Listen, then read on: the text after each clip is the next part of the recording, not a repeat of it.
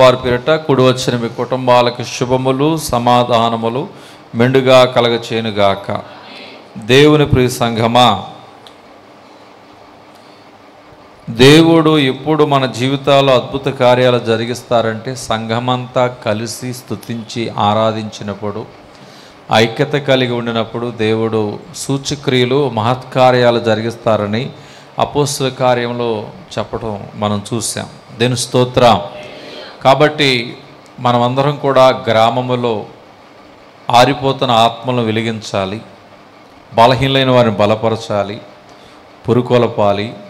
ఎవరు రావటం లేదో వారిని దర్శించండి, మాట్లాడండి, బలపరచండి, దేవుని సన్నిధిని నడిపించండి. వారు వచ్చినా రాకపోయినా మనం ఏంటంటే జస్ట్ ఇన్ఫర్మేషన్ పంపించాలి. నోవాహులాగా సువార్త ప్రకటించినట్లా నీకు శ్రమ. కాబట్టి మనమందరం దైవిక ఆశీర్వాదం పొందుకోవాలి. చూడండి, నువ్వు పరలోకములో ఉండి నీ బిడ్డలు నరకంలో ఉంటావు, నీకు ఇష్టమా? నువ్వు ఒక్కదానివే పరలోకంలోకి వెళ్తావు. నీ బిడ్డలు నరకంలోకి వెళ్ళి వేదన పడితే తట్టుకోగలవా? కాసేపు ఫ్యాన్స్ కట్టేసేసామనుకోండి, వేడికి ఒక్కకి తట్టుకోలేం కదా. ఒక 5-6 నిమిషాలు 10 నిమిషాలే ఇక్కడ ఒక్క తట్టుకోలేకపోతున్నాం. అక్కడ నిత్యం అగ్ని ఆరదు, పురుగు చావదు, నిత్యం అగ్నిలో కాలుతూ ఉంటాం. భూలోకంలో 2 దారులను ఎదురుగు పెట్టాడు. ఒకటి పరలోకం, 2 పాతాళం, తర్వాత నిత్య నరకాగ్నిగుండం. భూలోకములో ఒక పావు గంట ఎండకు తట్టుకోలేవు, ఒక పోతకి తట్టుకోలేవు. రేపు యుగాయుగములు నిత్య నరకాగ్నిగుండంలో నీ భర్త, నీ బిళ్ళలు మరి ఉంటే నీకు అది ఆనందమా? కాబట్టి నువ్వేమో పరలోకానికి వెళ్ళి నీ బిడ్డలు కానీ నీ బంధువులు కానీ నిత్య నరకాగ్నిగుండానికి వెళ్తే ఎలా ఉంటుంది? నువ్వు ఒక్కడవే దేవుని యొద్దకు వస్తున్నావు, నీ బిడ్డలు నిత్య నరకాగ్నిగుండంలోకి వెళ్ళిపోతారు. నువ్వు ఒక్కడవే వస్తున్నావు, నీ భర్త నిత్య నరకాగ్నిగుండంలోకి వెళ్ళిపోతాడు. కాబట్టి చేపట్టి లాగినట్లుగా అగ్నిలోంచి అనేకులు మనం లాగాలి. ముందు మన ఇంట్లోని వారిని లాగాలి, తర్వాత బయట వారిని లాగాలి. మనము దావీదు కుటుంబంలాగా దేవుని సన్నిధిలో మన ఇల్లు ఏమవ్వాలంటే స్థిరపరచబడాలి. ఆమేన్ చెప్దాం. ఆమేన్. ఎప్పుడు అలా మన కుటుంబాలు మారుతాయి? నీ కుటుంబం అంతా కూడా ఈరోజు బుధవారం సన్నిధి, దైవజనుడు వస్తాడు, దేవుడు వస్తాడు, సంఘం వస్తాడు, మా కుటుంబంగా వెళ్ళాలి, దేవుని ఆరాధించాలి, గణపరచాలి, మహింపరచాలి అని నువ్వు కుటుంబంతో ఎప్పుడు రాగలుగుతావు? సరే, బుధవారం కుదరదు, శుక్రవారం కుదరదు, ఆదివారం, అలా ఎప్పుడైనా నువ్వు కుటుంబంతో రాగలుగుతున్నావా? అలా మ్యాక్సిమం కుదిరినప్పుడు మీ అందరూ కూడా కుటుంబంతో కలిసి చక్కగా దావీదులాగా మీరు స్తుతించగలిగితే, దావీదు 40 సంవత్సరాల పోరాటంలో విజయం పొందినట్లుగా మీ సంవత్సర కాలంలో అన్ని పోరాటాలలో నా దేవుడు మీకు విజయం కలగజేస్తాడు. అన్నిటిలో విజయం కలగజేస్తాడు, పరమందు భాగ్యం కలగజేస్తాడు. దేవుని సన్నిధి పోగొట్టుకోమాకండి. ఆయన ఆవరణములో ఒక దినము గడుపుట 1000 దినాల కంటే శ్రేష్టం. మీకు ఇంక తేటతలంగా చెప్పా, మీరు ఒక్కరే పరలోకానికి వెళ్తారు, మిగతా వారు నరకానికి వెళితే సంతోషమా అన్న దాన్ని బట్టి అర్థం చేసుకుని మీ ఇంటిలోని వారిని రక్షించుకునే బాధ్యత ఎవరిది? మీదే. కాపాడుకోవాల్సిన వారి బాధ్యత ఎవరిది? మీదే. మీరు బ్రతికితే 70 సంవత్సరాలు, తర్వాత యుగాయుగములు జీవిస్తాం. ఎక్కడ నిర్ణయించుకో, పరలోకమా నరకమా? యేసయ్యను నమ్ముకునేది పరలోకం చేరటానికి, నరకానికి వెళ్ళటానికి కాదు. దేవుని స్తోత్రం, హల్లెలూయా. కాబట్టి ఆయన సన్నిధిలోకి వచ్చినప్పుడు దేవుని ఉగ్రత నుండి మనం తప్పించబడతాం. అలా తప్పించబడిన వారు పాత నిబంధన కాలంలో చాలామంది ఉన్నారు. దేవుని స్తోత్రం. ఈరోజు మన వాక్య ధ్యానాంశం, నిన్ను కృంగదీసే ప్రతి సమస్యను నా యేసయ్య నిన్ను తొలగించునుగాక. నిన్ను కృంగదీసే ప్రతి సమస్య నుండి నా యేసయ్య తొలగించునుగాక. నువ్వు ఏ సమస్యల చేత ఈరోజు వచ్చావో, ఏ కృంగదీసే సమస్య చేత ఈరోజు వచ్చావో, దానిని ఈరోజు వాక్యం ద్వారా దేవుడు మాట్లాడి, నీకోసమే దేవుడు మాట్లాడుతున్నాడు. నిన్ను ఆదరించడానికి, ఆ సమస్య తొలగించడానికి దేవుడు ఈరోజు వాక్యం ద్వారా నీకు కనబడి మాట్లాడుతున్నాడు. చాలా జాగ్రత్తగా ఉందాం. నేను కృంగదీసే సమస్యలు ఈ లోకములో చాలా ఉన్నాయి.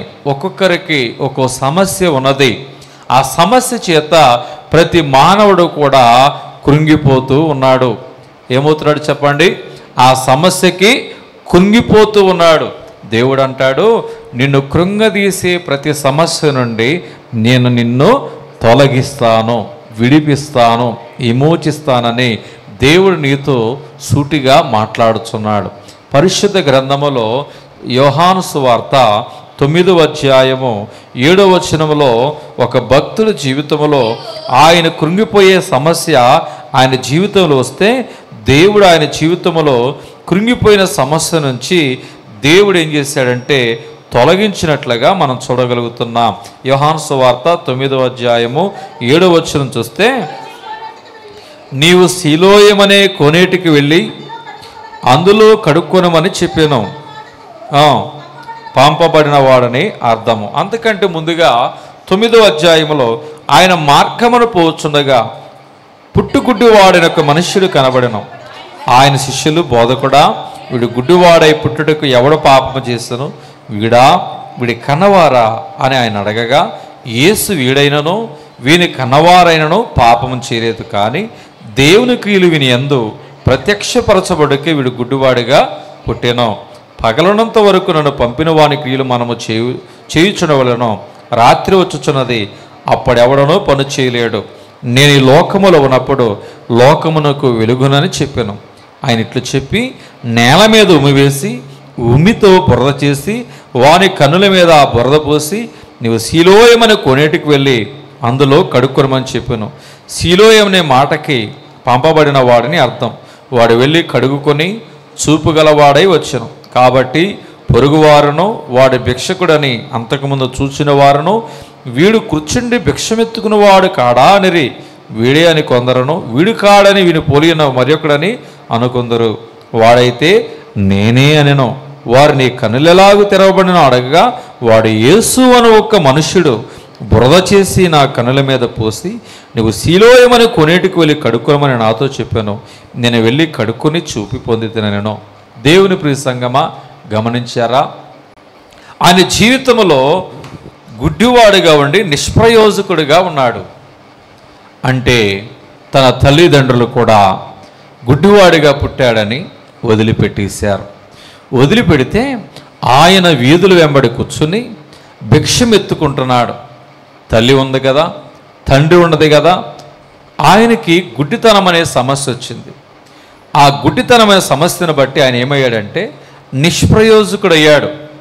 మనకి దేవుడు ఎంత మేలు చేస్తున్నాడో, చక్కటి విలువైనటువంటి నేత్రాలు ఇచ్చాడు. చక్కగా లోకాలను చూసే నేత్రాలు, దేవుడిని చూసే నేత్రాలు కూడా మనందరికి ఇస్తున్నాడు. మరి గుడ్డివారు చూడండి, వాళ్ళ బాధ ఎవరు చూడలేరు. తండ్రి ఎవరో వారికి తెలియదు, తెలిసినా చూడలేరు. తల్లి ఎవరో వారికి తెలియదు, తెలిసినా చూడలేరు. వారి పరిస్థితి ఎంత అగోచరంగా ఉందో అర్థం చేసుకోండి. వారి మీద మనం ఎంత ధన్యులమో అర్థం చేసుకోండి. నిష్ప్రయోజకుడైనటువంటి ఆ గుడ్డివాని జీవితాన్ని దేవుడు చూస్తున్నాడు. ఆడు గుడ్డివాడిగా పుట్టబట్టి నిష్ప్రయోజకుడు అవ్వబట్టి తల్లిదండ్రులు వీడి వల్ల ఉపయోగం లేదు, వీడు భారంగా ఉన్నాడని వదిలిపెట్టేశారు.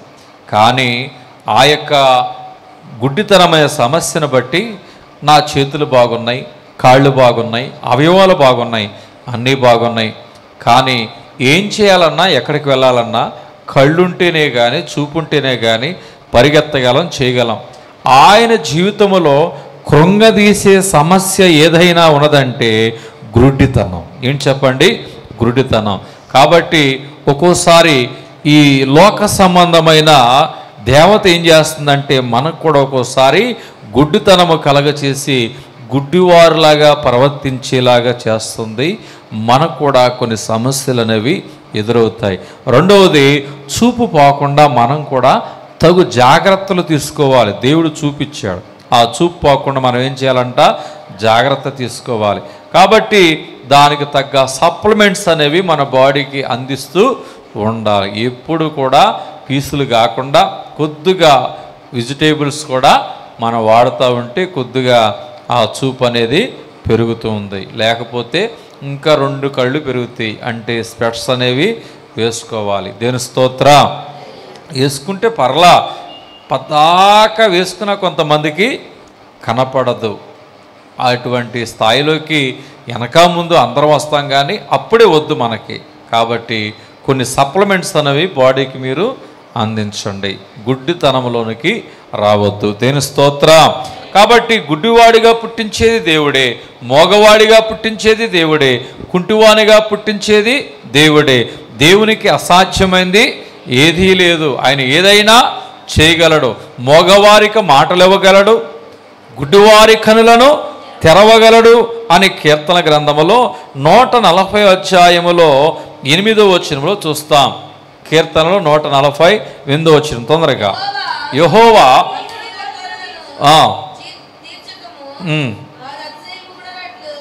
కీర్తనలు 140 అధ్యాయము గుడ్డివారి కనులను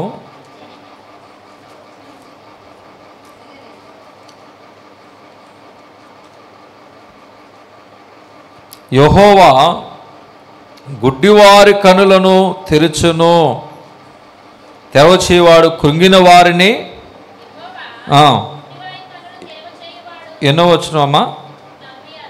కీర్తనలు 146 8వ వచనం. కీర్తనలు 146 8వ వచనం. యెహోవా గుడ్డివారి కనులను తెరవచేయువాడు, యెహోవా కుంగిన వారిని లేవనెత్తువాడు. హల్లెలూయా.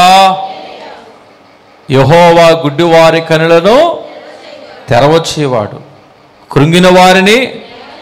మీ కృంగిపోయిన మీ జీవితాన్ని నా యేసయ్య లేవనెత్తునుగాక. నమ్మిన మనం చప్పట్లు కొడదాం. నా జీవితాన్ని ఆయన లేవనెత్తబోతున్నాడు, నా జీవితాన్ని ఆయన లేవనెత్తబోతున్నాడు. మూయబడిన మార్గాలు గుడ్డివారి కళ్ళు తెరిచి నీతిగా నా మార్గాలు తెరవబోతున్నాడు. ఆమేన్. దేవుడిని అడిగారు, అయ్యా గుడ్డివాడిగా పుట్టడానికి వీడి కారణమా, వీడి కన్నవారు చేస్తున్న పాపమా, వీడు చేస్తున్న పాపమా అని అడిగితే దేవుడు అంటాడు శిష్యులతో, వీడైనను వీడి కన్నవారైనను పాపం చేయలేదు, వీని యందు దేవుని యొక్క క్రియలు ప్రత్యక్షపరచబడుటకే వీడు గుడ్డివాడిగా పుట్టాడు.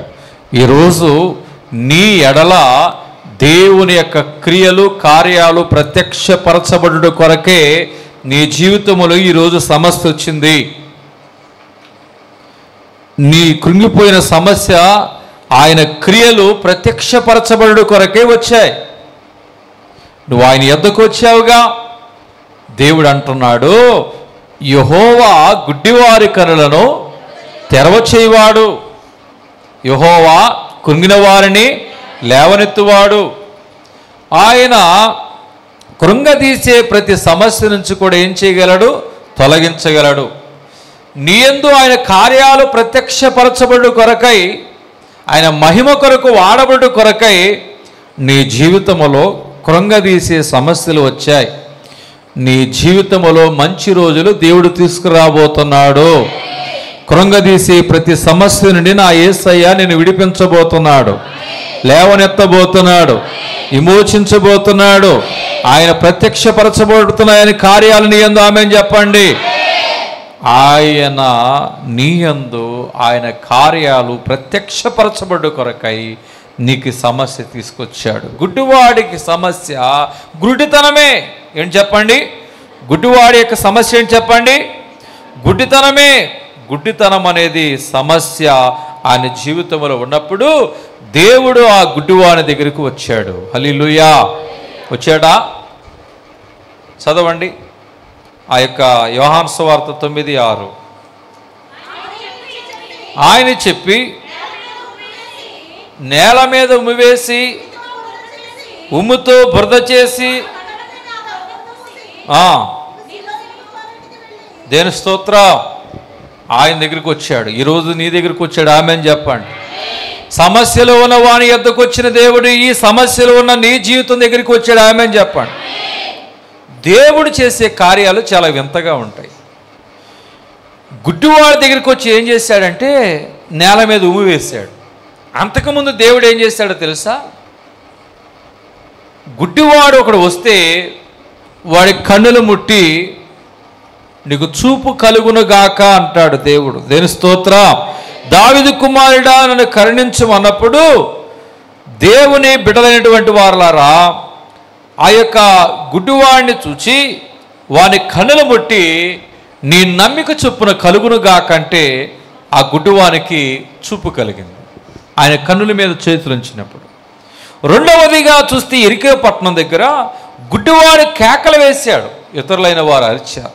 అయినా కానీ దేవుడు పిలవమనగానే ఆ గుడ్డివాడు తన దగ్గర ఉన్నటువంటి పైబట్టను విడిచి పారవేసి మరి దేవుని దగ్గరకు వచ్చి కరుణించమని కేకలు వేసినప్పుడు దేవుడు ఆయన చూచి నీ విశ్వాసము నేను స్వస్థపరిచినని పలకగానే ఆయన మాట ద్వారా గుడ్డివాని యొక్క కన్నులు తెరవబడి చూపు పొందాడు. ఒకటి ముట్టుకొనడం ద్వారా గుడ్డివాడికి చూపు వచ్చింది, రెండవది మాట ద్వారా చూపు వచ్చింది. కానీ ఇక్కడ గుడ్డివాడు చూపు ఎలా వచ్చిందంటే ఎక్కడా ఏది చేయలేదు. మన నోటి నుండి వచ్చిన ఉమ్ము మన మీద పడితేనే దాన్ని చెదరించుకుంటాం కదా, మన నోటి నుండి వచ్చినటువంటి ఉమ్ము మన కాళ్ళ మీద పడితేనే కడుక్కుంటాం కదా. అటువంటిది ఎవరి యొక్క ఉమ్మైనా మన మీద పడితే తట్టుకోగలమా, అంగీకరించగలమా, ఊరుకుంటామా? నా మీద ఉమ్మువే అని అంటామా? ఎవరైనా ఇంట్లో సమస్యలు వచ్చినప్పుడు ఏదైనా కోపతాపాల మీద ఉమ్మివేస్తే పెద్ద కోట్లాట్లు జరుగుతాయి. చూడండి, బండి మీద వెళ్తా ఒక్కోసారి పురుగులు కానీ ఏదైనా డస్ట్ కానీ పడితే అది బండి తోలుకుంటూ వెళ్ళినప్పుడు ఏదో ఒకటి. మొన్న ఈ మధ్యన నేను బండి తోలుకుంటూ వెళ్తుంటే చేలో ఎవరో ఒక ఆయన మందు కొడుతున్నాడు. మందు కొడుతుంటే ఆ మందు రోడ్డు పక్కన చీనవటం వల్ల గాలి విసరటంతో నా ముఖం మీద పెదాల మీద ఆటోమేటిక్గా ఆ మందు పడంగానే వాసన చేసింది. ఆ వాసనకి నేను ఏం చేశానంటే మరి ఉమ్ము బండి మీద వెళ్తుండగా ఊసేసాను. అప్పుడు ఎవరు రాలేదు కాబట్టి సరిపోయింది. ఒకసారి నేను చూసిన సందర్భాలు ఏంటంటే కొంతమంది బండి తోలుతూ ఉండగా ఉమ్ము వస్తే వెనకమాల వచ్చేవాడి ముఖం మీదో వస్త్రాల మీదో పడితే వాడికి కోపం వచ్చేసి మనం ఎంత దూరం వెళ్తే అంత దూరం వచ్చి ఆ పిల్ల పోట్లాడి వెళతాడు. నువ్వు వెనక ముందు చూసుకోకుండా ఉమ్ము వేస్తావా, నా మీద పడిందని ఘర్షణ పడి వెళ్తాడు. ఉమ్ముకే పెద్ద పోట్లాట్లు అయిపోతాయి. దేని స్తోత్రం, అరుచుకుని కేకలు వేసుకుని వెళతారు. ఇప్పుడు గమనించండి, ఇక్కడ యేసుక్రీస్తు ప్రభువారు ముట్టుకుంటే బాగుపడతాడేమో అనుకున్నాడు, మాట్లాడితే బాగుపడతానేమో అనుకున్నాడు. ఈ సమస్యలో గుడ్డితనం అనే సమస్యలో ఉన్న వాడి దగ్గరికి వచ్చినప్పుడు. కానీ దేవుడు ఇక్కడ వింతగా ఏం చేశాడంటే నేల మీద ఉమ్మి వేసి ఆ ఉమ్ముని బురద చేసి ఆ బురద ఉమ్ముని ఏం చేశాడంటే ఆ గుడ్డివాని యొక్క కన్నులకి రాయటం జరిగింది.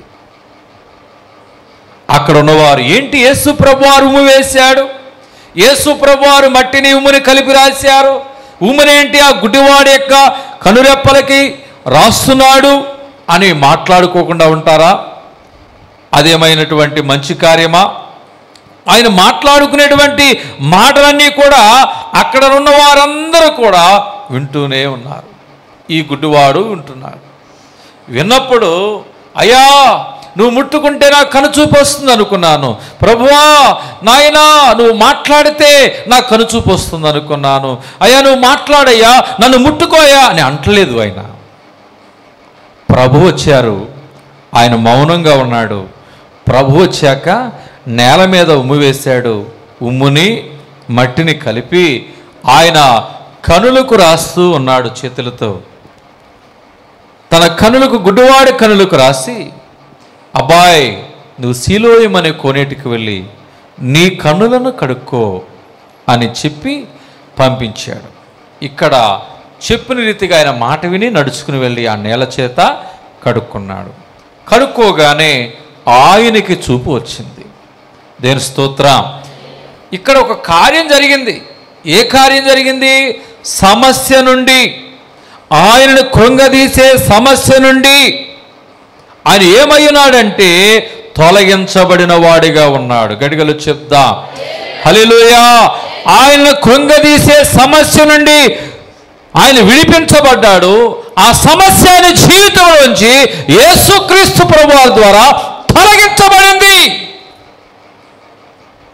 ఆయన కృంగదీసే గుడ్డితనమైన సమస్య నుంచి యేసు ప్రభువారి ద్వారా తొలగించబడింది. ఒక గొప్ప కార్యం జరిగింది ఆయన జీవితంలో.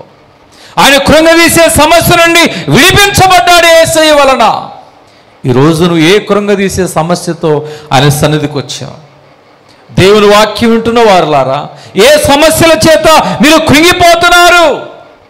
మీ కుటుంబంలో ఏ వ్యక్తుల బట్టి కృంగిపోతున్నారు? అప్పుల బట్ట, రోగాల బట్ట, వ్యాధుల బట్ట, శత్రువుల బట్ట, అల్లుల బట్ట, కూతుల బట్ట, కోడళ్ళ బట్ట, ఎవరి బట్టి మీరు కృంగిపోతున్నారు? నిన్ను కృంగదీసే ప్రతి సమస్య నుంచి నా దేవుడు నిన్ను విడిపించబోతున్నాడు, తొలగించబోతున్నాడు. అది అనారోగ్యమైన తొలగించబోతున్నాడు, అది అవమానమైన తొలగించబోతున్నాడు, అది గొడ్రాండతనమైన తొలగించబోతున్నాడు. ఏ సమస్యనైనా నా దేవుడు తొలగించగలిగిన సమర్థుడు. చెప్పగొట్టాయి నామాన్ని మహిమపరుద్దాం. నా జీవితంలో వచ్చే సమస్యను తొలగించగలిగిన దేవుడు సమర్థుడు. ఆమేన్ చెప్పండి. ఆమేన్. దేవుని ప్రియ సంగమా, ఇక్కడ ఇంత గొప్ప కార్యం ఎలా జరిగిందంటే, ఏ కార్యమైనా మన జీవితంలో దేవుడు చేయాలంటే మానవులైన వారిని మారా నుంచి మధురములోనికి నడుపుతాడు, మారా నుండి ఏలీములోనికి నడుపుతాడు. మారానగా చేదు. మారా నుండి ఇశ్రాయేలుని ఎక్కడికి నడిపించాడంటే ఏలీము ప్రాంతానికి నడిపించాడు, ఏలీము దగ్గరికి. ఏలీము అనగా సమృద్ధి అయినా. నేను చెప్పండి, సమృద్ధి అయినా. ఈరోజు నీ సమస్యను బట్టి నువ్వు కృంగిపోమాకు. మారా లాంటి సమస్యలు వచ్చాయి నీ జీవితంలో, కష్టాలు, కన్నీళ్ళు, ఇబ్బందులు, అవస్థలు, ఓటములు వచ్చాయి. ఆ మారా నుండి దేవుడిని ఎక్కడికి నడిపించబోతున్నాడు అంటే ఏలీములోనికి, మధురములోనికి, దేవుడు సమృద్ధిలోనికి నడిపించబోతున్నాడు. ఆమేన్. కాబట్టి ఇక్కడ గమనించిన దేవుని ప్రియ సంగమా, మారా లేకుండా ఏమి రాదు, మనకి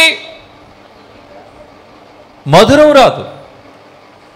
మారా లేకుండా మధురం రాదు. ఈ గుడ్డివాడి జీవితం మొదటిలో మారాలే, తర్వాత దేవుడు ఏం చేశాడు? మధురంగా మార్చాడు. మీ మారా లాంటి జీవితాన్ని మధురంగా మార్చును గాక. ఇది ఎలా మారింది? ఆయన జీవితం ఎలా మధురంగా మారింది, అద్భుతంగా మారింది? ఆయన కృంగదీసే సమస్య నుంచి ఎలా తొలగించబడిన వాడిగా ఉన్నాడంటే, మొదటిగా ఆయన దేవుని చిత్తానికి లోబడిన వాడు. దేవుని స్తోత్రం, దేవుని స్తోత్రం. ఏది జరిగినా దేవుని చిత్తములో ఉన్నది. నాకు సమస్య వచ్చింది అంటే దేవుడు ఏదో కార్యం చేయబోతున్నాడు అనే నిరీక్షణతో ఉండు. నిరీక్షణ లేని వాడే భయపడతాడు, కృంగిపోతాడు. నిరీక్షణ కలిగిన వాడు దేనికి భయపడవు, ధైర్యంగా ఉంటాడు. ఆమె చెప్తా. దేవుని యందు నిరీక్షణ ఉంటే నీలో భయం రాదు. దేవుని యందు నిరీక్షణ లేకపోతే భయము, ఆందోళన, కృంగుదల వస్తుంది. ఆయన యందు నిరీక్షణ ఉంచిన వారు ఎన్నటికి నీ దేవుడు సిగ్గుపడనేవుడు. నీ నిరీక్షణ ఎన్నటికీ నా దేవుడు సిగ్గుపడనీయడు. నీ బిడ్డల విషయంలో నీ నిరీక్షణ ఎన్నటికి సిగ్గుపడనీయడు. నీ భర్త విషయంలో నీ నిరీక్షణ ఎన్నటికి సిగ్గుపడనీయడు. నీ కుటుంబ విషయంలో దేవుని యందు నిరీక్షణ ఉంచిన నీ నిరీక్షణని ఎన్నటికి సిగ్గుపడనివ్వడు. ఎన్నటికి నీ నిరీక్షణని సిగ్గుపడనిచ్చే దేవుడు కాదు. ఏం చేశాడు? ఆయన దేవుని చిత్తాన్ని అంగీకరించాడు, దేవుని చిత్తానికి లోబడ్డాడు గుడ్డివాడు. అందుకనే ఆయన కృంగదీసే సమస్య నుంచి దేవుడు తొలగించాడు. ఉమ్ము వేస్తే నాకు వద్దంటాడా అని చూశాడు. ఉమ్ము మట్టి రాస్తుంటే ఎదురు తిరుగుతాడేమో చూశాడు. కానీ ఆ గుడ్డివాడు దేవుని చిత్తాన్ని అంగీకరించాడు. ఉమ్ము వేసినా కానీ, మట్టి రాసినా కానీ, దేవుడు ఏం చేసినా కానీ ఆ గుడ్డివాడు ఏం చేశాడంటే దేవుని చిత్తాన్ని అంగీకరించాడు. దేవుని చిత్తాన్ని అంగీకరించాడు కాబట్టి ఆయనని కృంగదీసే సమస్య నుంచి దేవుడు ఆయన తొలగించాడు. ఈరోజు నువ్వు ఏం చేయాలో తెలుసా? ఏది జరిగినా అది దేవుని చిత్తం అని నువ్వు అంగీకరించు. నువ్వు అంగీకరించగలిగితే నిన్ను కృంగదీసే ప్రతి సమస్య నుంచి దేవుడు తొలగిస్తాడు. నీ జీవితంలో కార్యం జరిగిస్తాడు, నిన్ను విమోచిస్తాడు, నిన్ను విడిపిస్తాడు, నూతన కార్యాన్ని నీ కన్నులకు చూపెడతాడు.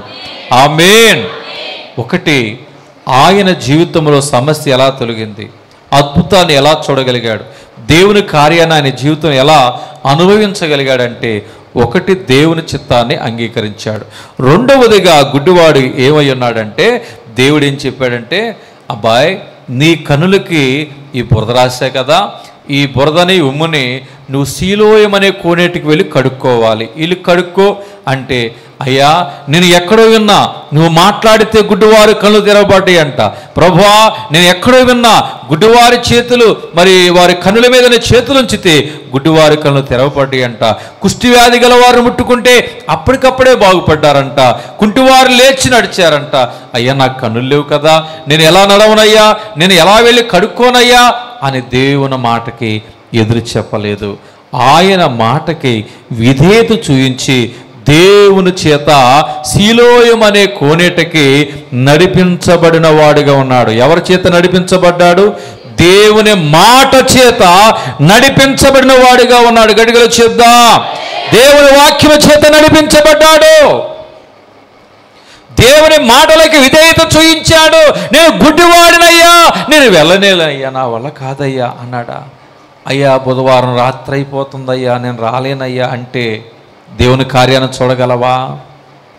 నీ సమస్య నుంచి నువ్వు తొలగించబడుతుందా? దేవుని వలన నువ్వు విడిపించబడతావా? విమోచించబడతావా? దేవుని కార్యం నీ జీవితంలో జరుగుతుందా? దేవుని స్తోత్రం.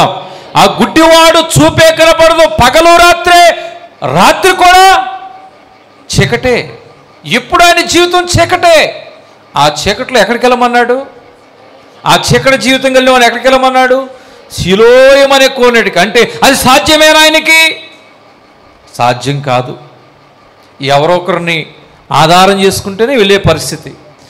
ఎన్ని తిప్పలు పడైనా కానీ, ఎన్ని బాధలు పడైనా కానీ, ఎన్ని ఎదురు దెబ్బలు తగిలను కానీ దేవుని మాటకి విధేయత చూపించాలి.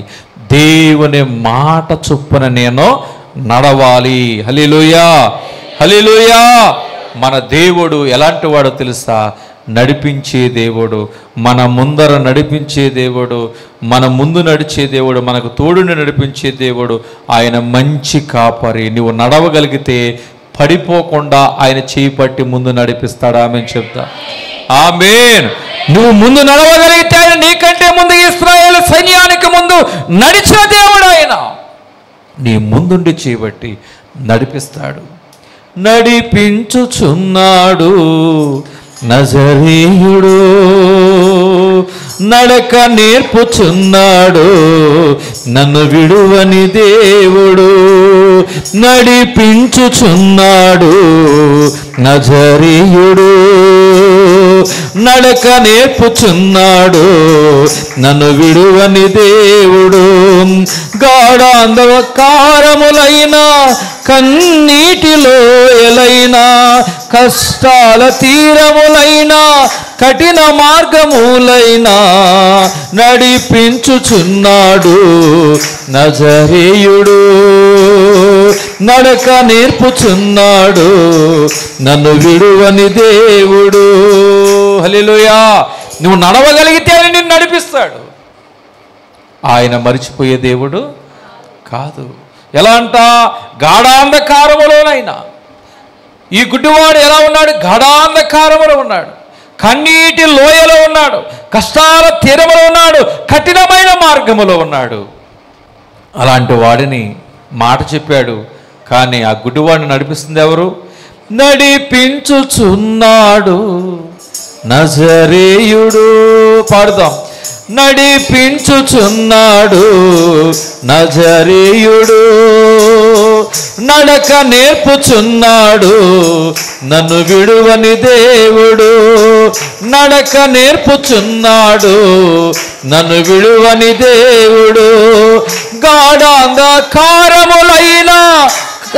నీటిలో ఎలైనా, గాఢాంధకారములైన కన్నీటిలో ఎలైనా, కష్టాల తీరములైన కఠినమైన మార్గములైన, కష్టాల తీరములైన కఠినమైన మార్గములైన నడిపించుచున్నాడు.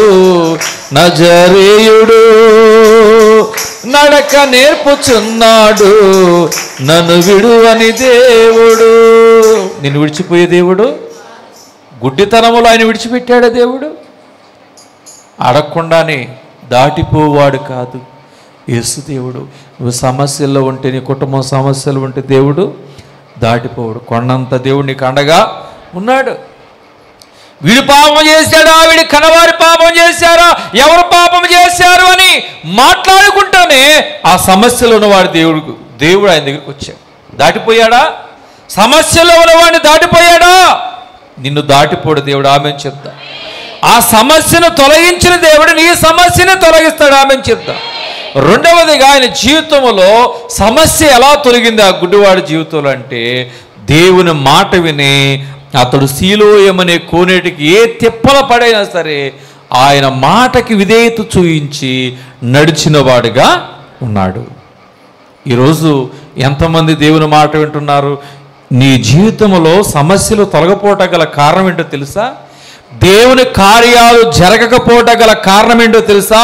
ప్రభువా ప్రభువా అని పిలుచువాడు పరలోక రాజ్యములో ప్రవేశించుడు గాని నా తండ్రి చిత్త ప్రకారము చేయువాడు మాత్రమే. మరి దేవుని మాట ప్రకారం చేసినటువంటి జాలర్లు కుడితట్టు వలల వేస్తే విస్తారమైన చేపలు పడ్డాయిగా. నీటి ఆయన రాతిపాలలో పేమనగా ఆయన మాట విని నడుచుకున్నప్పుడు నీరు మధురమైన ద్రాక్షరసంగా మార్చబడ్డాయిగా. గమనించండి, గుడ్డివాడు సీలోయం అనే కోనేటికి వెళ్ళి కడుక్కోమంటే ఆయన చూపు వచ్చిందిగా.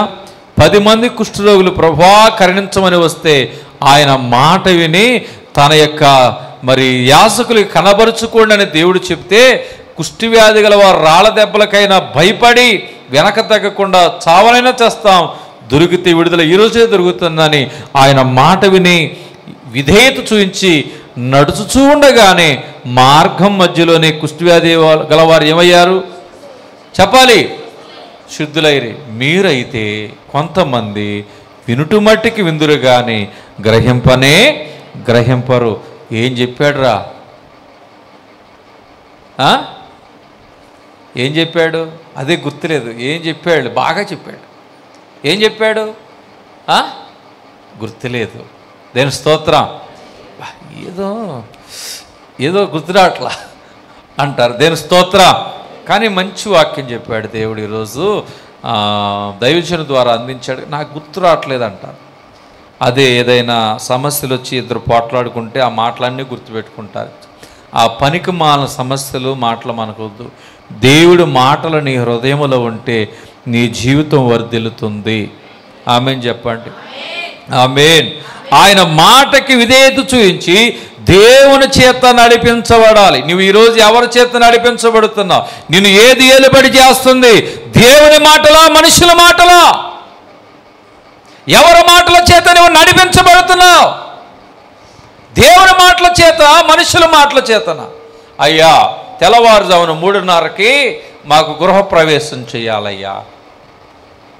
ఎప్పుడంట చెప్పండి మీ నోడు బంగారు గారు. 3:30 గంటలకి. ఎవరి మాటల చేత నువ్వు నడిపించబడుతున్నావు? అమ్మా పెళ్లి చేయాలయ్యా. ఓకేనమ్మా, చాలా సంతోషం రా.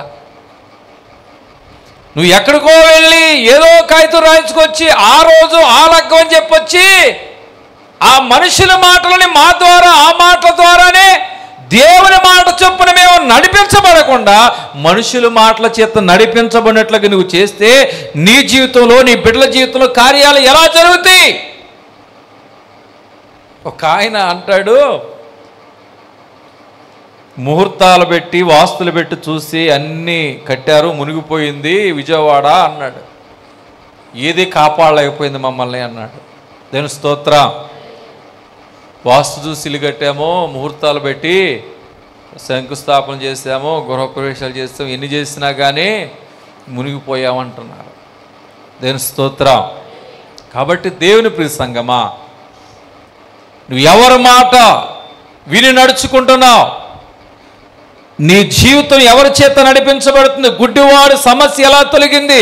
దేవుని మాట చేత అతడు నడిపించబడ్డాడు కాబట్టి గుడ్డివాడు చూపు కలిగిన వాడయ్యాడు.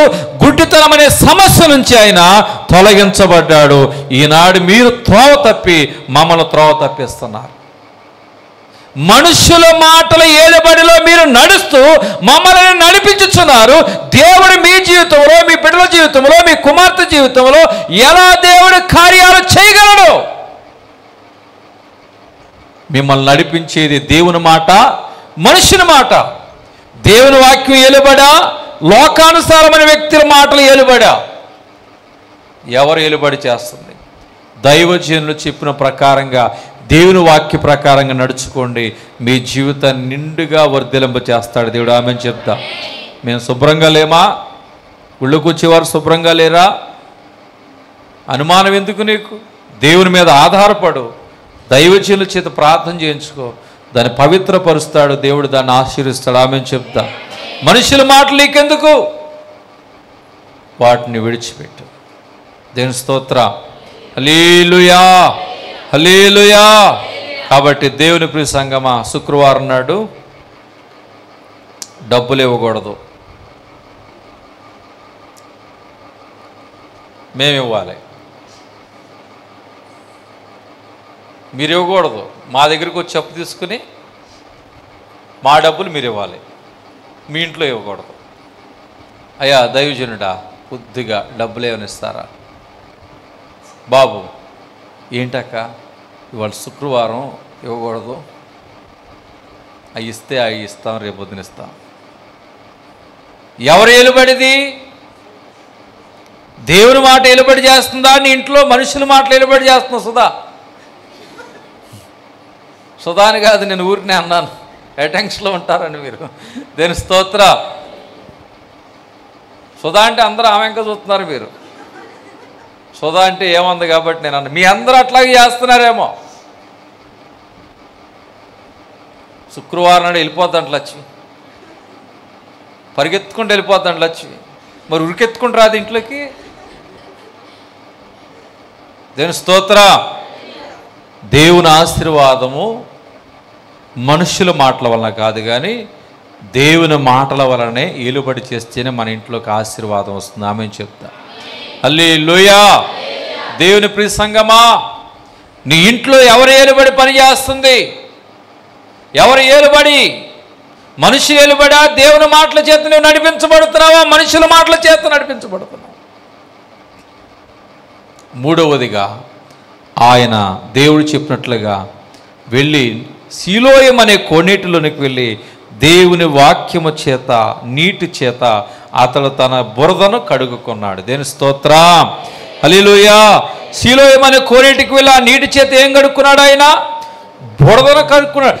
బురదను ఎప్పుడైతే కడుక్కున్నాడో అప్పుడే ఆయన జీవితంలో ఉన్న సమస్య తొలగిపోయింది. హల్లెలూయా, హల్లెలూయా. మన జీవితంలో ఉన్న బురదను కూడా కడుక్కోవాలి. ఏం కడుక్కోవాలి?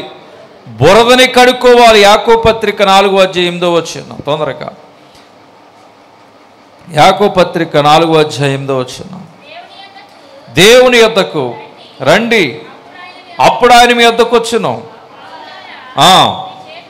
మీ చేతులను శుభ్రం చేసుకోండి, దిమనస్కులు మీ హృదయములను. చేతులను శుభ్రపరుచుకోవాలి, హృదయాలని పరుచుకోవాలి. క్రియలని శుద్ధి చేసుకోండి, పరిశుద్ధపరుచుకోండి. మీ హృదయాలను పరిశుద్ధపరుచుకోండి. దేవుని ఆత్మ చేత మనం కడగబడాలి. అప్పుడు దేవుని చేత మనందరం, మన కుటుంబాలు, సంఘాలు దీవించబడతాయి. ఆమె చెప్తాం. దేవుని వాక్యమని ఉదక స్నానం చేయబడాలి. అప్పుడు మనందరం దేవుని కార్యాలు మన జీవితాల్లో చూడగలుగుతాం. ఆమె చెప్తాం. నీ జీవితంలో పాపం అనే బురద, వాక్యానికి విరుద్ధమైనటువంటి బురదని నువ్వు ఎప్పుడైతే కడుక్కుంటావో ఆ బురద ఎక్కడ ఉందో దైవజనుడు వాక్యం ద్వారా నీకు చూపెడుతూ ఉన్నాడు. దైవజనుడు వాక్యం చెప్తున్నప్పుడల్లా నీ జీవితంలో బురద ఎక్కడ ఉందో కనబడుతుంది. ఆ బురదని ఏం చేయాలంటే కడుక్కోవాలి. మీరు వింటున్నప్పుడు ఇబ్బందికరంగా ఉంటుంది. ఇదిగో నాలో ఈ లోపం ఉంది, తప్పిదం ఉంది, నా గురించి చెప్తున్నాడు అని అనుకోవద్దు. నాలో ఈ బురద ఉన్నది, అది నేనేం చేయాలి? కడుక్కోవాలనే మనస్సు నీలోకి ఎప్పుడైతే వస్తుందో దేవుని కార్యాలు నీవు కన్నులతో చూస్తావు. ఆమెను చెప్దాం. నువ్వు కడుక్కుంటేనే సిలోయమనే కోనేటిలోకి వెళ్ళి ఆ గుడ్డివాడు కనబడిన ఆ తన కనులకు అంటబడిన బురద ఎప్పుడైతే కడుక్కున్నాడో చూపు వచ్చింది.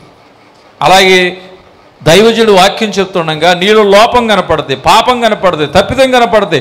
ఆ బురదని కనపడినప్పుడు నీవు దేవుని ఆత్మ చేత, వాక్యము చేత ఉదక స్నానం చేయబడి నువ్వు కన్నీటి చేత కడగబడిన వాడిగా పశ్చాత్తాపం చేత ఆయన సన్నిధిలో నీ పాపాలను నువ్వు కడుక్కోవాలి. నిన్ను నువ్వు ఏం చేసుకోవాలంటే శుద్ధి చేసుకోవాలి. లేకపోతే దేవుని వాక్యం చెప్తుంది, యెషయా గ్రంథం 1వ అధ్యాయం 15వ వచనం కనుక చూడగలిగితే, మీరు కడుక్కొనకపోతే 1:15 మీరు మీ చేతులు చాపునప్పుడు మిమ్మల్ని చూడక నా కన్నులు కప్పుకుందును, మీరు బహుగా ప్రార్థన చేసినను నేను వినను.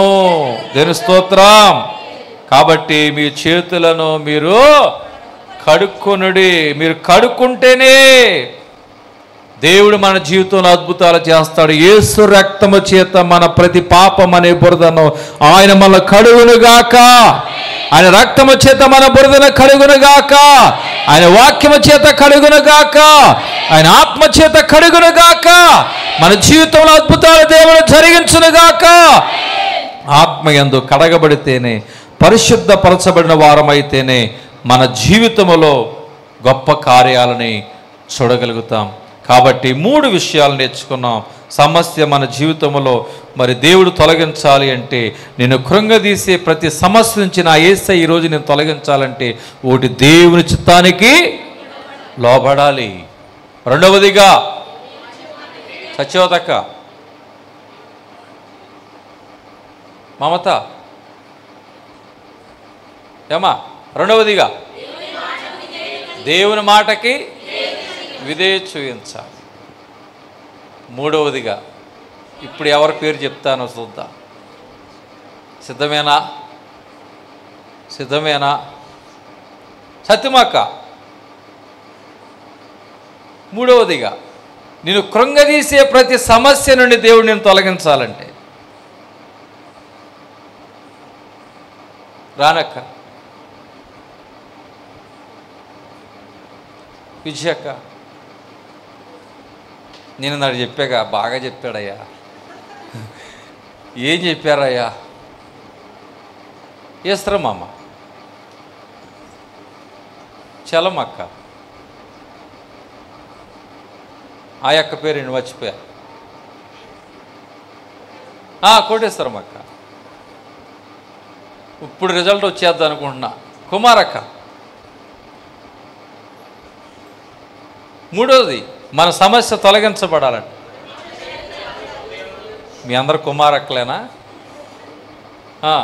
మూడవదిగా మన సమస్య తొలగించబడాలంటే కడుగు కొనాలి. ఏం చేయాలి? 3 విషయాలు ఆ వ్యక్తిని బట్టి మనం నేర్చుకున్నాం. ఒకటి, దేవుని చిత్తానికి ఉమ్మి రాసినా కానీ దేవుని చిత్తానికి లోబడ్డాడు, అంగీకరించాడు. రెండవదిగా దేవుడు ఏం చెప్పాడో నడవమంటే ఆయన మాట చొప్పున నడిచాడు, విధేయత చూపించాడు. నాకు గుడ్డివాడినయ్యా, చూపు లేదయ్యా, నేను నడవలేను అల్లా. ఆయన ఏం చెప్పాడో ఆ ప్రకారంగా నడిచాడు. మూడవదిగా సిలోయమనే కోనేటికి వెళ్ళి కడుక్కోమంటే వెళ్ళే అక్కడ నీళ్ళ చేత కడుక్కొనగానే ఆయన జీవితంలో ఏం చూశాడు? అద్భుతం చూశాడు. గుడ్డివాడు చూపు పొందిన వాడయ్యాడు. ఆయన కృంగదీసే సమస్య నుంచి యేసయ్య ద్వారా తొలగించబడ్డాడు. ఈరోజు మీరు ఏ సమస్యలతో వచ్చారో నా యేసయ్య గుడ్డివాడి దగ్గరికి వచ్చిన రీతిగా ఈరోజు మన దగ్గరికి వచ్చాడు. మిమ్మల్ని కృంగదీసే ప్రతి సమస్య నుంచి నా యేసయ్య తొలగించునుగాక, విడిపించునుగాక, విమోచించునుగాక. ప్రార్థన.